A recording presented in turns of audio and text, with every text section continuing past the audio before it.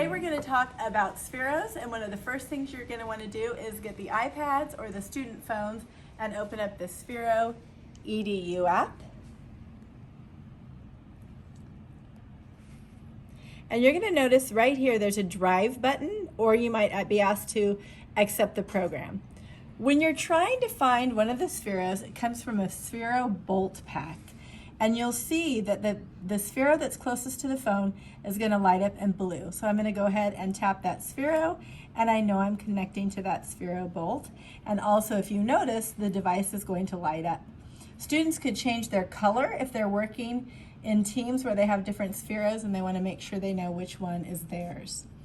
Two things to point out: this is the drive platform, so the Sphero could just drive across the table any which way, but sometimes we can lose it. One of the suggestions is to create and use this aim button, and this aim button will direct the Sphero in the direction that you want it to go.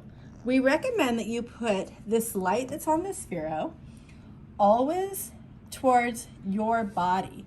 That way you have an idea that when you go to move the Sphero forward, it's going to go forward. That's a very basic coding strategy.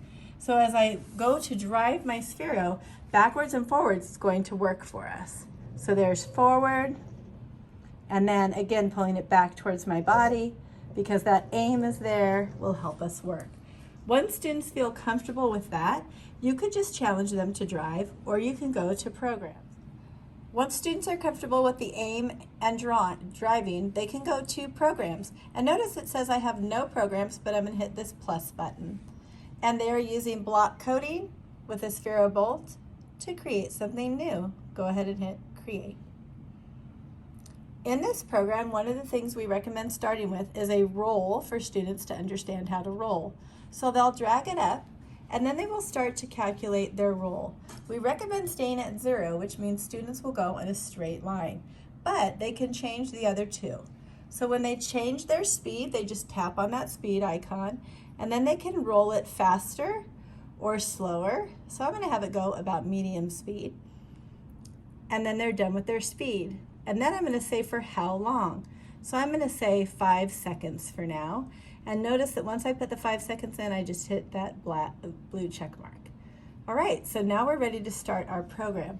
Remember, you can always go back to aim in your drive and make sure that you feel like you've got your Sphero lined up. So I'm going to put that tail towards me again.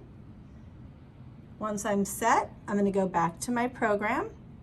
Now my program is there. View my program and hit start. Wish me luck.